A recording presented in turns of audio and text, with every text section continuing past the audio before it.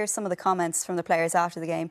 In particular, we saw Matt Doherty there saying he was embarrassed. Is there a danger that that result has dented the confidence of a team even more who can't buy a win at the minute? It shouldn't. You know, I understand Matt Doherty's frustration sitting, you know, in front of the cameras right after games. If you lost 3-0 and he plays in teams where he competes in Europa Leagues and he's playing with Tottenham at the moment, so his standards are very, very high. And I understand he's emotional.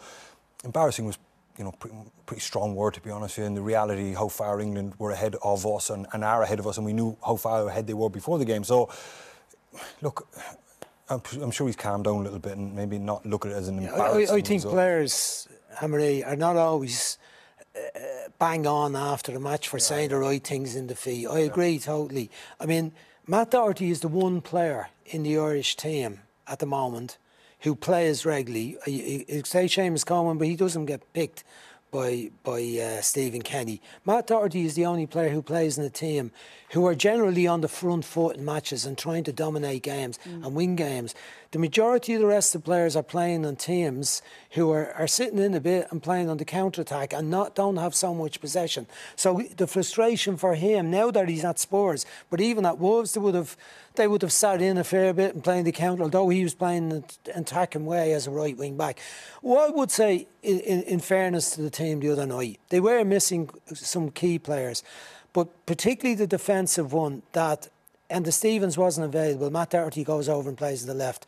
Because Seamus is not available, Cyrus Christie comes in and plays right back. Cyrus Christie was at fault. I know England got lots of chances in the second half, but in the first half, the goals came from Duffy on a free kick, on a corner kick, goes back out. Cyrus Christie, a poor header out, and it comes to the back post, and Duffy doesn't win the header. Cyrus Christie's not there. He was part of the initial part. Cyrus Christie gave away the penalty. Cyrus Christie wasn't in the right back position when Sancho came inside Jeff Hendrick and scored. So I think the loss of Enda Stevens actually on the night proved to be a very severe deficiency for the team compared to the normal back four that Stephen Kenny has had. The rest of the players who were absent, I don't think would have made major difference. Maybe James McCarthy could have had a little bit in the middle of the field. There's been a lot of difficulties around the camp with players going in and out. It's not our strongest side. So what I'm saying is a lot of players who wouldn't ordinarily play have gained some valuable experience. You know, and I do agree with Brian's point about the disparity in the age group, but the process to fill that has to start, and I think it started now.